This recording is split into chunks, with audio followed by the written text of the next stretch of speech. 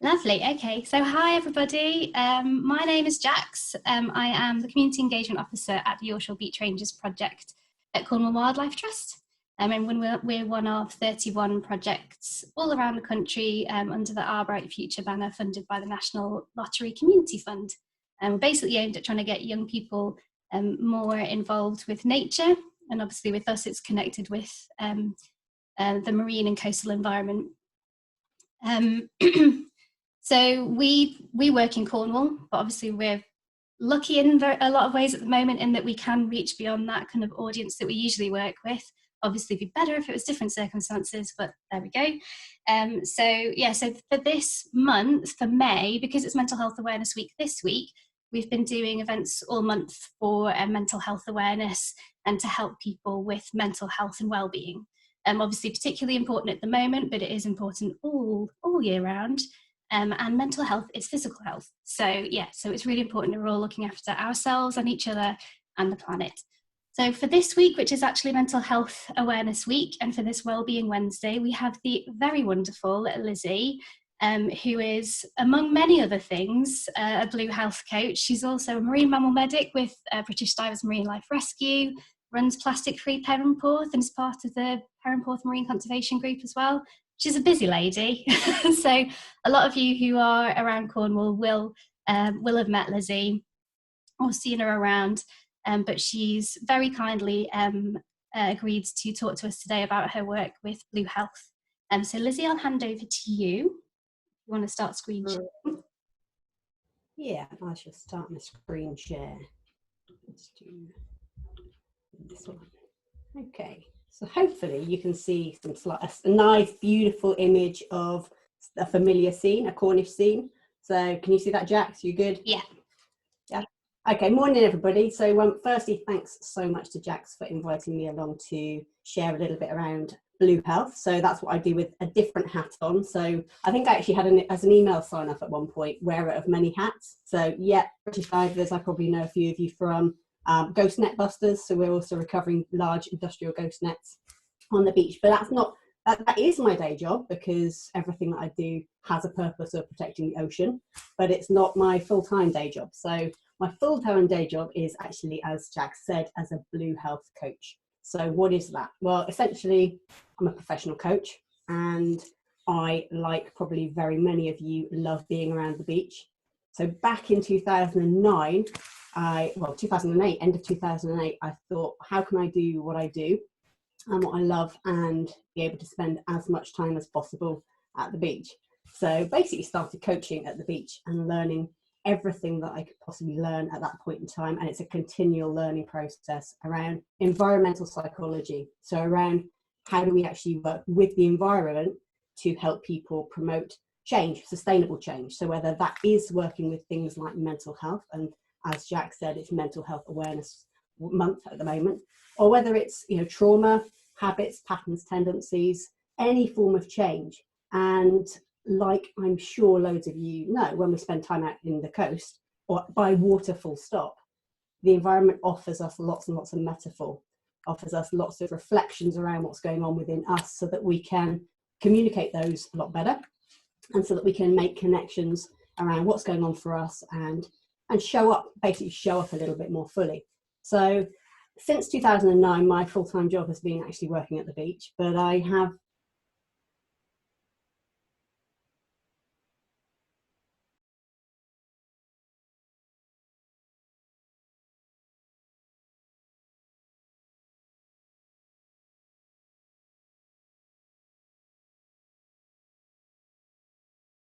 is around Blue Health. Some of it will be familiar to you, some of it may be new.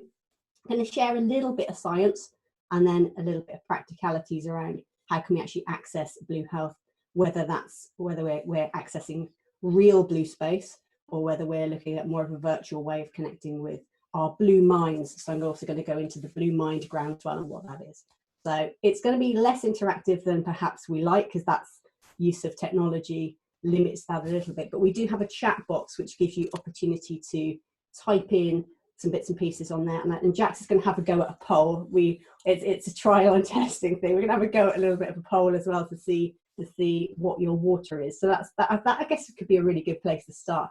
to ask you, what is your water? And we've got a poll that I'm hoping Jax is going to post in a second that has some choices. Now, your water could be anything. Oh, something's popped up, so I'm hoping it's popped up for you as well. Your water could be any type of water, but we've given it, sort of streamlined it a bit, streamlining being very liquid language there. So tap in what you think. What is your blue space? What is your preferred blue space? And we'll see how the numbers move. The numbers should be moving on your screen right now. So do you like, deep ocean your thing? You get really fascinated by the deep ocean. Is it more of the shoreline? Lots of you are your shore beach rangers, so that would be unsurprising that 95% at the moment is shoreline, and that very dynamic space. And that's the space that I work in. I work in the littoral zone. I work in a space that's in continual transition. And a few years ago, I did a study around change and how we deal with ambiguity and how we deal with that sense of non-certainty, because I find as a coach, lots of people turn up at the beach wanting to grasp onto certainty. And one of the things that continually dynamic space gives us is a reality check that everything is changing moment to moment. So lots of the work that I do is around story, narrative, philosophical debates around deep time and how the cliffside can help us recognize our space in the world. But today we're going to look a little bit more around physiology and what happens with your body in the coast. So what have we got? Wow. Yeah, shoreline by far looking like it's the winner there. Now, the focus of this short webinar is ocean, but when we talk about blue space, obviously that can be any blue space. We haven't got domestic water on there, which is surprising. So we didn't put domestic water on there, but actually we take it for granted that we can turn on a tap and have water that's immediately available to us.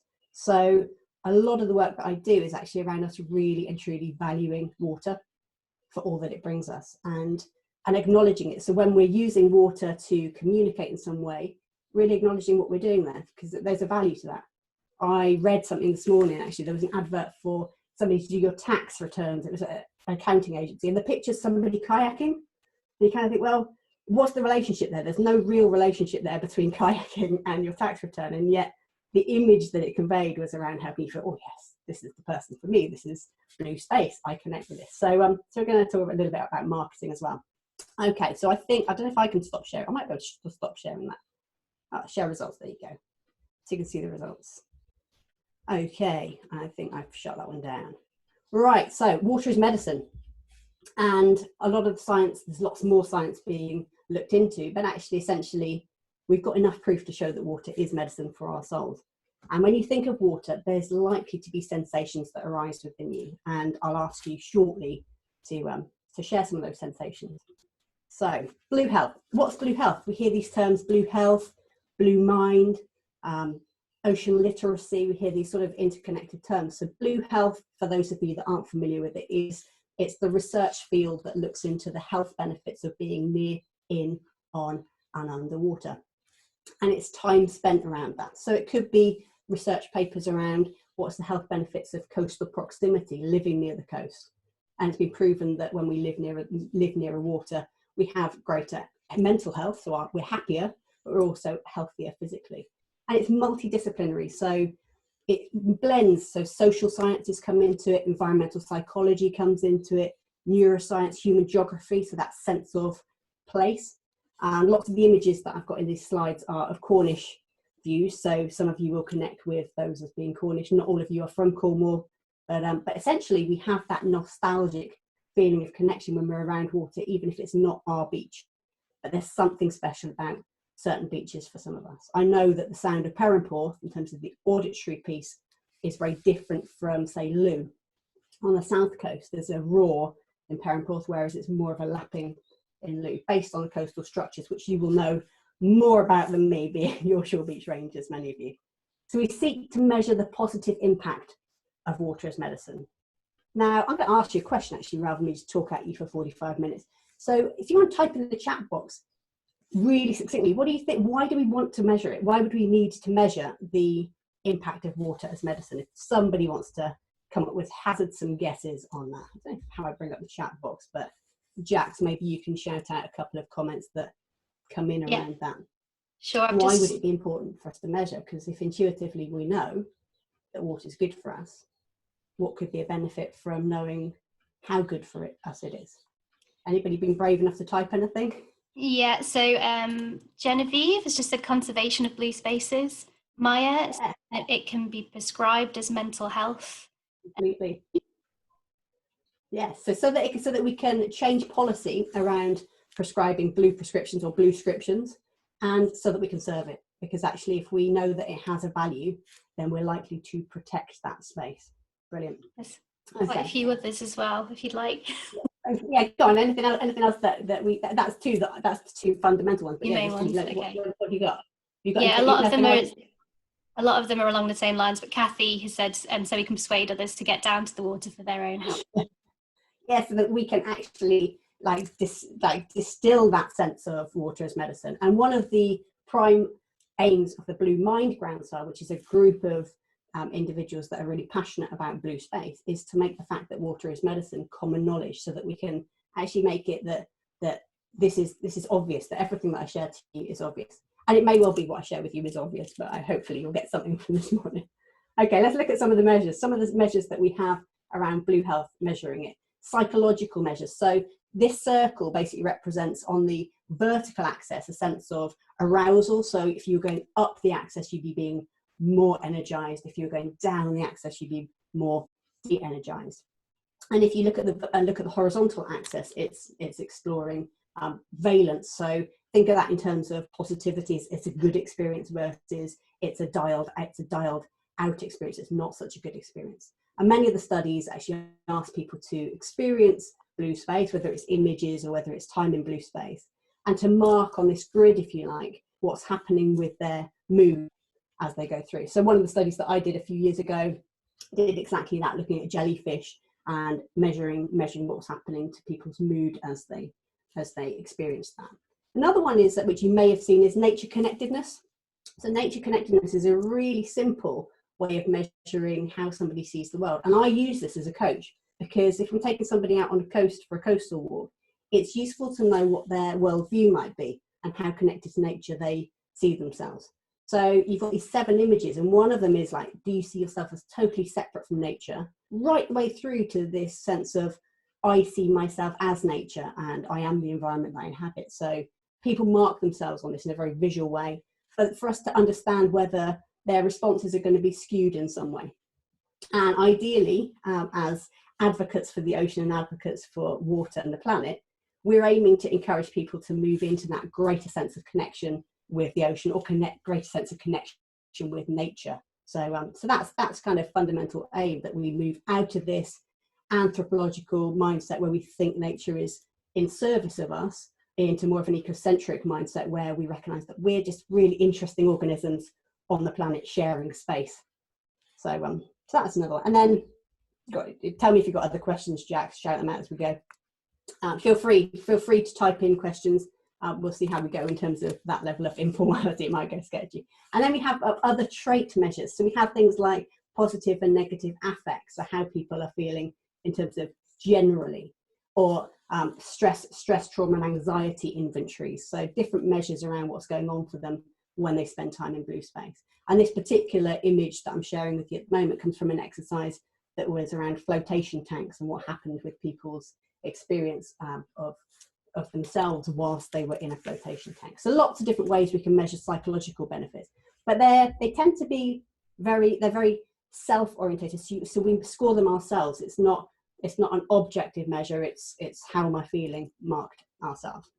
So we've then got some physiological measures. So we can measure ECG. So we can measure. So the study I mentioned that I choreographed, which was around looking at jellyfish, we had people hooked up to an ECG and measuring heart rate variability. So measuring what was happening with their breath and their heart rhythm, and seeing if, when somebody experienced observing that sense of marine life, their breath changed and their heart rhythm changed. So a finger in the air guess if you want. Do you think that it's likely that watching marine life, your breath and your heart rhythm changes? Yes, no. It's like intuitively, I'm guessing most of us would say the positive for that. And yet, if you want to influence policy to protect the space, it can be helpful to have actual measures, even though intuitively we see that happening. Gaze mapping. So one study looked at marine litter on a beach. So actually observing when there's marine litter on a beach, where does people's gaze move? So what happens with where they're focusing? And that was interesting from my perspective as a coach being out on the beach, because I tend to use litter as a metaphor for how well we're doing. So if I'm out on the beach and there's a lot of marine litter, I might ask my coaching clients, you know, what's the systemic situation here and how does that relate to your business that you're running, or what's going on for you? And it was interesting with that actually people found more of a negative impact of things like crisp packets and very immediate litter than they did fishing gear, because they didn't necessarily see a connection between that also being marine litter. So maybe we expect to see fishing gear, but that I found that quite fascinating. So we can look at what holds people's attention. What do they look at? Blood pressure, pulse oximetry, tidal flow. So tidal flow in this context being the depth of somebody's breathing. Now, we don't need to hook somebody up to a machine to see when we arrive at the beach. We tend to get that big exhale. You arrive and actually you move into a different space. And because when we inhale, our heart rate goes up, and when we exhale, our heart rate goes down, any of you that practice yoga or meditation will know that actually if we want to move somebody into a calmer space, we want to exhale, we want to increase our exhale. We want to get into that space of calm meditation. So pulse oximetry is the amount of oxygen, how oxygenated your blood is, and blood pressure is blood pressure. And then we have functional magnetic resonance imaging, which is less so in the UK. It just, in terms of how much people spend on research, usually our research, certainly in the Southwest, is slightly less techy. But functional magnetic resonance imaging, where we hook people up to fMRI scans, and that has been done around getting people to even think about an ocean view and think about an urban scene. And it's been shown that different parts of our brains fire up and become active when we're thinking about an urban view, more of that direct attention, the type of attention that we have when we're looking at screens, the type of thing that can cause directed attention fatigue. Those parts of our brains fire up even when we think about urban views, versus when we think about an ocean view, we go into much of that soft fascination. So, and we've got the social behavioural modelling. That's my world. I train neuro-linguistic programming, so I observe how do people actually behave in reality, what are their patterns and habits and tendencies. And a study in the States looked at when people had had the opportunity to look at ocean views and blue scenes, experiences of awe created pro-social behaviour. So actually when we're out in those beautiful scenes, the chances are we're more likely to be pro-social, we're more likely to demonstrate compassion. And healthy habits and tendencies. After flotation, people slept for longer. I bet you sleep really well when you've been to the beach. Partly probably because you're physically tired, because we're physically active in that space. The nature of the coast encourages us to be active, but also partly because we've had cleaner air, we've had that opportunity to move in a different way, and our brain has been in a different mind space, and breath awareness seemed to change. Okay, so 2 minutes for you to think about what happens for you at your water, so sensations. So I do have a recording here, but it's quite loud. This is Perranporth. I'll give you 2 minutes to think about what actually happens for you at your coast.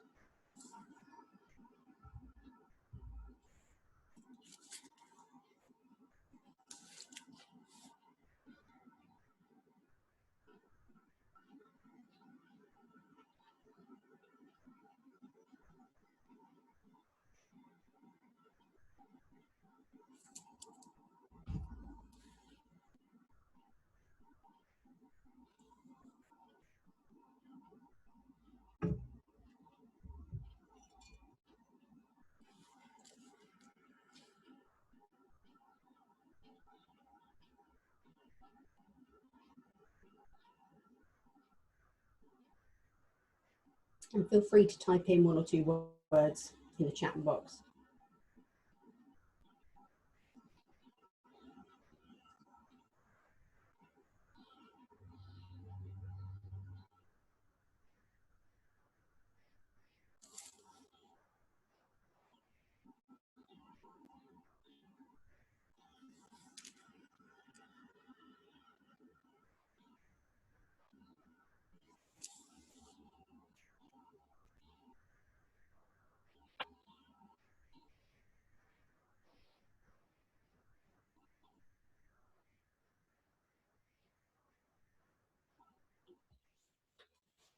Okay, I still can't see the chat box. So what sorts of things have you got, Jax?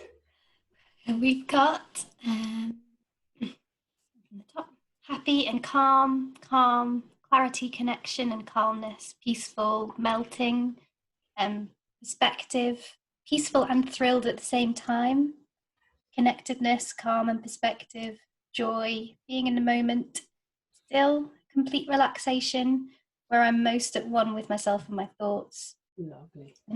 Salt Lovely. and one. And Okay. So in for the terms of that, sorry, go on. so in terms of that sense of valence and arousal, when we spend time at the coast, I really love the fact that there's this high energy and low energy. So we're engaged and present. So generally, when we look at that sense of scale, it always moved to the positive when people self-scored their time at the coast. It didn't. So the energy might have gone up because if their pattern and habit and hobby might be surfing, there'd be the high energy part of that, and there'd also be the stoked sensation after.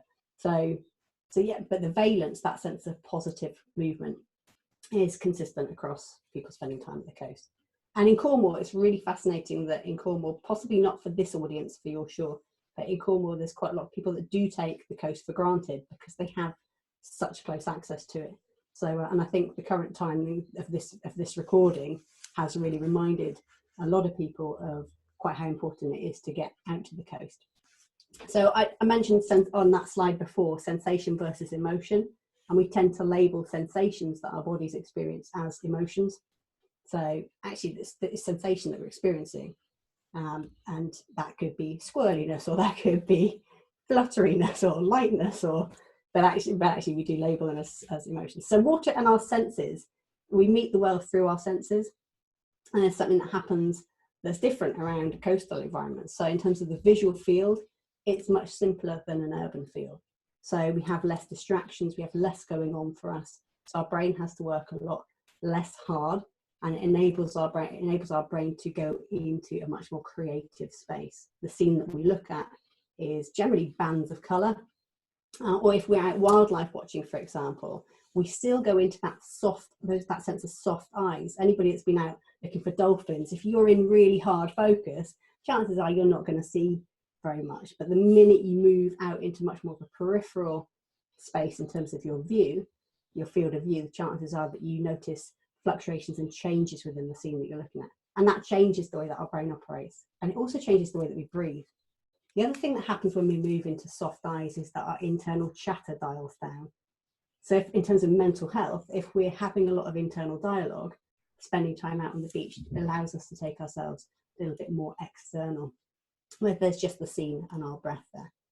And if we wave watch, there is enough variation within wave watching and enough sameness that it holds our attention, but it's not difficult to process. So a lot of stuff, I'm not going to cover everything, but a lot of stuff that goes on visually. Auditorily, so the soundtrack that I just played you of Perranporth isn't actually white noise. It's either pink noise or brown noise. So white noise is a very digital sound, whereas pink and brown noise actually has fluctuations within it. So it's very different listening to a recording of the ocean versus trying to create it with a background hiss. So that's worth bearing in mind in terms of how we process that sound. It's much more of an analog sound. It's not got that staccato for us to deal with, versus if you're in the middle of a city and you've got train noises and vehicle noises, there's a lot for us to process. So we have chance for our brain to actually relax a little bit and tune into wildlife. I've got quite a lot of bird song outside at the moment, which is lovely. I'm going to do touch, taste and smell together. So touch, you think about how we interact with our environment when we're out on the shore. Again, for those that are North Shore beach rangers, you're very interactive with it, very hands-on, but we like to touch things when we're out on the coast. We like to actually experience the sensation of the sand on our feet, or how smooth a rock might be after waters run over it. And that's very different, very much more curious and childlike than we might be on a day-to-day basis. So our eyes are open and we're paying attention. And that's very much the literal zone makes us pay attention in the here and now. So we haven't got time to really think about too much else that's going on for us because we're really present. Taste and smell, they go to the gut and the heart, so the most primal parts of us, which is why smells evoke memory. And the taste of salt air goes right down into our gut system, so we feel connected from the taste and the smell of the environment. And the smell of different, again, there's like the smell of different coasts is very different. And I'm not talking about the smell of smelly old seals and things, which is something altogether different. But in terms of the smell of like different seaweeds, we know have different smells as well. So encouraging ourselves and other people to really connect with that and be playful, much more lighthearted. And then for me as a coach, proprioception and vestibular system are really important. How people balance and how people hold their body, the impact of gravity on us. So when we're in the water, we don't have to fight with gravity. When we're walking on the beach, we walk in a totally different way, which means our emotions get wired in a different way. You think about the posture that you have for a bad day when it comes to mental health, the chances are there's something quite closed in it. Our body is quite static, whereas when you move on sand, it's impossible for you to move in the same way as you might move ordinarily. And also for me, I work with a lot of business people, it's impossible for them to be overly formal because the beach is way more playful. You can't walk in a formal way on sand. You look at the ocean is way more beautiful than you, way more powerful than you, so you can't play status games. So there's all of that other stuff that goes on where we're all actually just part of that system. So lots going on from a sensory point of view. And in addition to that, interoception, which is dialing into your heart rhythm, dialing into being able to connect with your body and what's going on for you, which again, we sometimes forget to do. And I free dive, so free diving is really powerful for interoception because all there is your heartbeat in the ocean. So lots going on from a sensory point of view. I'm just going to explore vagus, not Las Vegas, but the vagus nerve, and then we will get into some Q&A shortly. So the vagus nerve may or may not be familiar to you. Most of you will have heard of fight and flight, and this idea of we either go high energy or low energy. We go into sympathetic dominance when we go high energy, or we go into parasympathetic when we dial out. In blue mind terms, we call that red mind, is that fight, flight, overstimulated. Actually, it's our new normal. It's our new normal, and that's why the current times that we're in have been quite a contrast for people, dialing down into a different pace. Studies have been done asking people to sit in rooms and do nothing for 15 minutes, where they were given the opportunity to do that or give themselves an electric shock. More than half of them gave themselves an electric shock, far more than half. So people would rather hurt themselves than sit with their own thoughts. We've forgotten how to do that.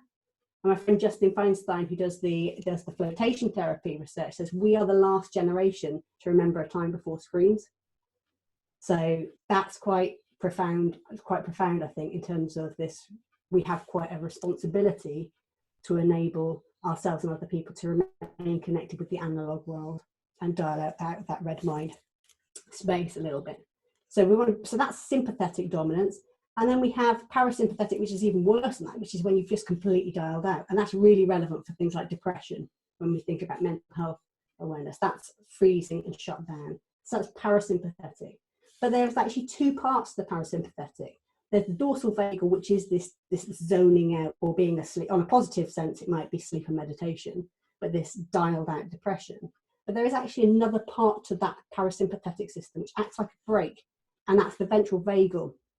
And if you're not familiar with the vagus nerve, the key thing is everything we do at the coast seems to improve vagal tone. It seems to improve our ability to stop us going into that shutdown or stop us going into excessive red mind.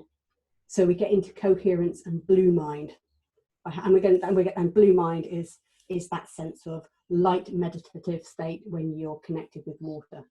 And it gives us an ability to resolve stress and anxiety and bring ourselves back to a space of balance. And that's what we're going to explore, vagal tone, because blue mind is very much about vagal tone. And I'm aware that I'm talking quite a lot, so I will give you Q&A at the end. Okay, vagus nerve. This is all you need to know about the vagus nerve. It's awesome. Okay, it's awesome. It's the 10th cranial nerve. It connects to your heart, your gut. It gives all the signals from your body that tell you what's going on, whether something's a threat. But actually the ventral vagus, the ventral vagus allows us to be able to control our response to that and be in flow and be fluid with it. So social interactions, every time you have a social interaction, you're working with your vagus nerve. It regulates your heart. So it allows us to be able to be composed and contemplative. It manages inflammation and immuning. So your immune system is connected to the vagal tone. Blood glucose and energy. Emotions, so reading people's tone of voice and being able to notice people's facial expression and regulating ourselves after stress.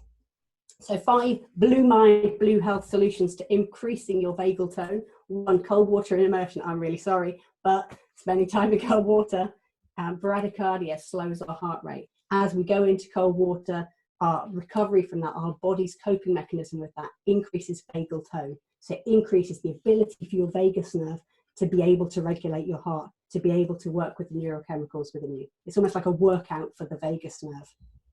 Breathing slowly and deeply. So yeah, I say it's blue solutions because actually when we go to the beach, chances are we do breathe differently.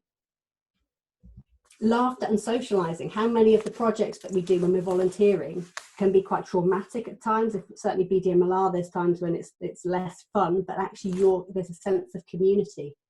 And there's always laughter to be found at some point in time, and socializing. Humming does as well. Not many of us in BDMLR do a lot of humming, but humming and singing. Meditation and floating. So you may not go for float therapy, but going in the sea and having a float gives your vagus nerve the time to actually connect with your body. And exercise. And pretty much everything that we do at the beach incorporates a degree of exercise. So they're practical ways that you can increase vagal tone, which then means that you have all the best stuff around the vagus nerve, which are the 2 things that was described, the sense of going to the beach and having this calm, relaxation, contemplative, restored, but also the excitement, the enthusiasm, the focus, the playfulness, the achievement. So blue mind is, I said, this meditative state. It draws upon blue health science to promote connection with water for social, emotional, spiritual and physical health. And it aims to make the fact that water is medicine common knowledge. And it's a collective of all sorts of people. So they're artists, musicians, academics, teachers, people doing research. All of us can be part of the Blue Mind Groundswell. All of us can celebrate Blue Mind. It came from a book, the term came from a book by my friend Wallace J. Nichols, which many of you have read. I know that you had a blog. Did Jen do the blog? There's a blog post on your Shore page around Blue Mind. Do have a look at that. There's also a friend of mine has made a film called Undercurrents, and if you want to have a look at that film, I can send you a discount code to watch that. There's lots of information about Blue Mind within that film. It follows 2 surfers and their experience of their emotional connection with water. So and go to the Blue Mind Groundswell. So look up Blue Mind and you'll go to Jay's page, Wallace J. Nichols' page. Lots of resources around Blue Mind. But it's a groundswell, so there's no hierarchy in it. It's just we're all celebrating Blue Mind, and Blue Health is really open. And we have on the 25th of May something called 100 Days of Blue starting, which is a challenge to get near, in, on and underwater for 100 days in a row, and for you to post your pictures of you doing that. Now, your water might not be as accessible as you might want it to be. And when we get around real water, these are the happy neurochemicals we get. I'm going to whiz through these because we might be a little while. Okay, so we get the bliss chemical, we get the achievement chemical, we get the bonding chemical, we get pain-killing chemical, we get anti-anxiety chemicals, we get confidence chemicals, and we get risk and energy chemicals. So all these things are accessible to us. But when we get around virtual water, some of this is still accessible to us. So at the moment, we might not be able to get to blue space. So it's worth us thinking about how are we going to do that for 100 days in a row? How do you actually access water for you and for your mental health? Why are we doing it? Well, we're doing it because if you make it part of a habit, you make it part of your routine, chances are a lot of that will continue, but the health benefits will be very evident for you from getting involved with that. And do connect with me on 100 Days of Blue, because I've been championing it for the last 6 years. This is the 7th year, and I'm really passionate about having everybody and anybody get involved with it. So what are ways that you can and do experience Blue Mind if you can't get to wild water? Type in your responses. So if you said this is non-wild water, what are the non-wild water ways that you can connect with blue space, do you think, over the next 100 days? So it might be urban ways of connecting. Jax, I have to rely on you to do some reading out again. Domestic settings, what are the ways that you can connect? And what about virtual blue? What sorts of ways can you? Just while people are typing in their answers, Claudine said, where and how can we link into 100 Days of Blue? So I'll send out some links to you, Jax. You can send them out to everybody that's been on this, but also go to the Blue Mind Groundswell. So go to Wallace J. Nichols' page, and I have on my Facebook page, because I like to share everybody's, certainly in Cornwall, like to share everybody's actions, and because it just brings such joy. Please do connect with me on Facebook as well if you're getting involved in 100 Days of Blue. We will be having some events. I don't know how they'll be planning out from a physically distanced perspective, but in terms of keeping people, we'll make sure we keep people safe. But we will be having some ways of engaging socially, whether that's remotely or screening some films, for example, and getting some people out and about. So in a safe way nearer the end. Starts 25th of May, it goes right the way through till September. So we have plenty of time to get involved. And if somebody misses day 1 or 2, it doesn't matter. If they can come in at any point in time, it's not a completion thing, and it's not about putting yourself under stress to get to water, to really push yourself to get to water, a certain type of water. It's supposed to be a fun and enjoyable experience. So what have you got in terms of ways of connecting? Well, I'll just say that when I send out those links, I'll send out links to all the other things that you've mentioned as well, including Jen's blog and the Undercurrents film. So a few different suggestions: a bath, cold showers, canals and rivers, and a wildlife pond in the garden. Lidos, I'll look at that down here. Meditation with the sea and river sounds and images of blue spaces. Yeah. Poetry and photos. Yeah. Beautiful. Following coastal Twitter accounts and painting from holiday photographs. Lovely. Every waterway ultimately leads to the sea, and think about those important links. Oh, beautiful. That's beautiful. So yes, so many. I mean, I've chucked a few on here that these are non-wild water. To choreograph might be a flotation tank, or to have some rest. An aquarium, as and when they're open. An aquarium. I mean, people don't seem to think that it's odd that you go into a dentist's and there's fish there. It's ubiquitous. It's around us all the time. Fountains, virtual water. We said, you said music. Make a soundtrack of your favourite ocean related or water related music. Poetry, meditation, films, art, decor. My entire sofa is covered in this material. Oh, you can't see it. Can you see it? Can you see it? I don't know if you can see it. Yeah. It's ocean. I have an ocean sofa, so that if it's a dull day, I can sit in at least. But I mean, I'm very near the ocean. VR, virtual reality, 360, and live streams. So I'm currently watching Monterey Bay Aquarium. We've got a live stream of the seals. So actually connecting with it through live streams. Domestic pools or water parks, spas, baths, hot tubs. Having a shower. We have our most creative thoughts in the shower. Running through the sprinkler system on Perranporth Golf Course. It's pretty cool. Dancing in the rain I've got here. The language that we use, being playful. So there's a few of our Blue Health coaches I know dialed into this call, and we use very liquid language very deliberately to create that fluidity. So if we're feeling challenged from a mental health perspective, creating movement within that through the language that we use. Cloud watching, skimming stones, there's so many different options. So that's urban. And then in terms of what's your water from an applied Blue Health point of view, when it comes to real space, think about what your natural water is. Which beaches do you love the most? Or which streams or estuaries do you love the most? Or what are the shorelines that you're particularly passionate about, and how can you get out in them? And that might be near, in, on, or under. So it might not be getting in the water, depending on the conditions and safety, but actually connecting with them. In my top 5, or top 4 there, free diving. I love to free dive. We have the mammalian dive reflex happens, so our spleen even gives us more red blood cells to absorb the oxygen more effectively. So the water actually provides us with the tools to be able to connect with it. So we are wired to connect with water. Hand planing, the joy of just being completely wiped out and put back in your place. Joyful, you feel really light. Paddle for plastic, go out and do some kayaking. Paddle for plastic. As Ghostbusters, we're connected with Odyssey Innovation, who recycle ghost nets. So go out and kayak. If you're doing something meaningful in blue space, it's even more restorative in terms of its health benefits. So you have that eudaimonic well-being rather than the hedonistic, it feels great. It actually gives you more of that life satisfaction to do meaningful things like beach cleaning, that sort of thing, which I know you promote. Watching waves, just watching the waves. Beautiful meditation. And I mentioned cold water swimming in the littoral zone. So time spent near, in, on, or underwater is useful for social connection, which is great to have so many people that are volunteers that are dialed into this call, because actually it shows what the benefit that we're getting from volunteering is. And I'm doing a study with British divers at the moment, putting together a questionnaire around those blue mind benefits of volunteering with BDMLR. Really happy to share that with you, Jax, for the Wildlife Trust. Lots of research has already been done about the health benefits of volunteering, but I've noticed as a social scientist, as an NLP behavioural modeler, it quite has significant the benefits appear to be when we work with marine mammals. So whether that's working with social anxiety, PTSD, they're just innate in the activities that we're doing, rather than it being a therapeutic activity. They're just part of that connecting.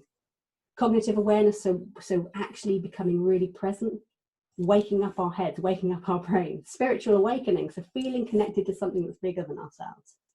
Having psychological safety, so being able to enhance our vagal tone so that we can be psychologically safe, so that we can actually manage our mood. And it's awesome for physical health. Again, none of that's probably a surprise for you, but capturing it in that way helps us recognize quite how important protecting the space is. Okay, last 2 slides. Time in blue space creates nostalgia and anchoring. That's an NLP thing, anchoring. We habitually know that probably our happiest times were spent around the coast for many of us. So we associate the beach as positive. We associate it, for most of us, as a really positive place.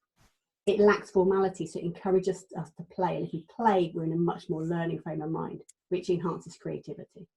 When we connect with wildlife, we know that we're part of a wider system, that we're not at the top of that hierarchy, so it encourages compassion. Or creates pro-social behaviour, improving our gratitude and connection. We have solitude, so solitude is very different from isolation. Solitude is having space to be with our thoughts whilst recognising that we're connected with the wider world. And that's one of the things looking out at horizon does for us. It recognises that we're part of this bigger planet. And it gives us community. So meaningful actions foster collaboration, allowing us to be present, and the fact that the littoral zone is a dynamic space of dynamic equilibrium occurs, requires us to pay attention, and so much more. So as a blue health coach, I want a perspective shift. I go from this, and some of you will have seen this type of image before, egocentric, where we're asking the question, what can blue space do for us? What can blue space do for our mental health? To actually recognising that we're part of it. We're part of the system. We're not at the top of the tree. It's not about taking from that resource. It's about recognising that we are part of that resource. And that's part of why I have a strong corporate social responsibility to look after that space. It's part of why I would do talks like this. So thank you for inviting me to be part of this, because this talk will support British Divers Marine Life Rescue, who are very close to my heart. And thanks to all of you who've joined in, otherwise I'd just be talking to Jax about this stuff. Get involved in Blue Mind, because Blue Mind will enable you to really get in there for 100 days in a row. I thought I was really ocean connected, and I am really ocean connected, but the first year in 2014, I said I'm going to make more of a conscious effort to do more than I ordinarily would.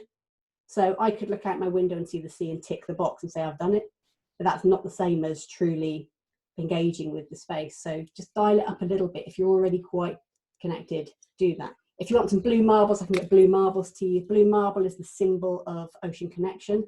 So we hand out a blue marble to say, I'm grateful for the role that you play on this planet. I recognise that we're interconnected and that we all have a role to play in terms of connecting with each other and protecting our water. So if you guys who are on this call, or Wildlife Trust wants some of those, I can get you some of those.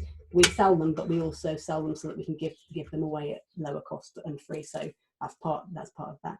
If people do want to buy them, the funds from those, the profits from those, go to British Divers and Blue Mind. So that's entirely up to you. Watch the Undercurrents film. It's a great film. Some new filmmakers, but they've done a beautiful job around really capturing our sense of connection. Blue health coaches, reach out to a blue health coach. I know some of them are on here at the moment. I've started training blue health coaches earlier this year, and it's actually, the course became accredited by the International Coach Federation, which means that it's actually a professionally registered and recognised accredited coach course that puts the environment at the heart of everything that we do, which is amazing that's become recognised, that it's not about the environment being a second thought. So reach out if you want some more help, but actually just go and get out in blue space yourself. The resource is free and it's freely available to you to do. So what questions, insights? I've got all about 10 minutes for questions and insights from you guys. I'm going to stop that share. That was me talking quite a lot for my 50 minutes. So yeah, so what questions or thoughts or insights does that raise within you? Lovely to see your faces rather than my slides. That's really lovely. That was great. Thanks, Lizzie. I was just going to say, if people want to, either they can type their questions into the chat, or you can, if you click on, I've lost it again now. There is a way you can put your hand up. There is. I'll going to find it. Oh yeah, reactions along the bottom. If you put reaction, you put your hand up. I can see who wants to ask a question. Or if anybody's got any comments or thoughts. Or have you gone to sleep with me just talking at you? So Kathy, who works a lot with the C, said, love the slides on happy hormones. Cool. Yeah, Kathy, I can get those to you. That's totally fine. I know Kathy. Kathy actually runs a social enterprise that encourages people to connect wild wonder and wisdom, I think it is, or wild wonder women. She works out social enterprise. She can put in the chat the correct name for that on her website. But it is all about helping people connect with water for their health benefits, and it is a social enterprise, so it's got a triple bottom line in terms of giving back. Rachel said she will join in with 100 days. Yes. And I think it will be very good, especially at this time. Awesome. Please do join in and connect on Facebook so that I can share what you're doing as well. It'd be really lovely to see. Kathy said it's Wild Wonder and Wisdom CIC. Oh, I got it right the first time and then second guessed myself. Katie Perry said, I'm landlocked in Birmingham, so we've built a pond during lockdown, so I'll try and join the 100 days. Please do, and please do send some pictures over. My Facebook is goingcoastal.blue, or just connect as Lizzi Larbalestier. So I have a business one, but because most of my coaching clients, we connect as people, I'm really happy to, I don't separate the two. So feel free to connect on Facebook, because I would love to see what you're doing for 100 days in your pond, in your self-built pond. Brilliant. Yeah, quite a few people saying that they're going to join in with it. Brilliant. Fantastic. Brilliant. Is there any other questions? If not, then we'll wrap it up. Just while we're I hope you found it useful. I hope you found it useful and that you did get something new. Yeah, you're all very water connected people, clearly, if you've dialed into this, but I hope you've had something new that will be useful for you to put into practice. And we've recorded it and we'll be putting it up on the, like I said, the CWT Marine channel. So if you feel like it would be beneficial for other people, then please do share it. So I'll get all those links from you, Lizzie, and send them out to everybody who's been signed up. Charlotte says, thank you, very insightful from landlocked Hertfordshire. Thing is though, you're still connected. It's a one blue marble. There's one big blue marble. So even if you're landlocked and in Hertfordshire, you can still connect with your blue mind. So thank you for dialing in from there. We'll be sharing lots of images of the beach, so to do connect so that you can get some virtual blue. Yeah. Well, thank you again. Thank you so much, Lizzie. And it's welcome. To hear a bit more about your work and what you do. Thanks. And yeah, thank you very much, everybody, for attending. Yeah, we'll get this up on YouTube. I'll get those links out to you. Okay. Enjoy your day and get in the water or get near the water of some form. Thanks, guys. Bye-bye. Bye for now. Bye.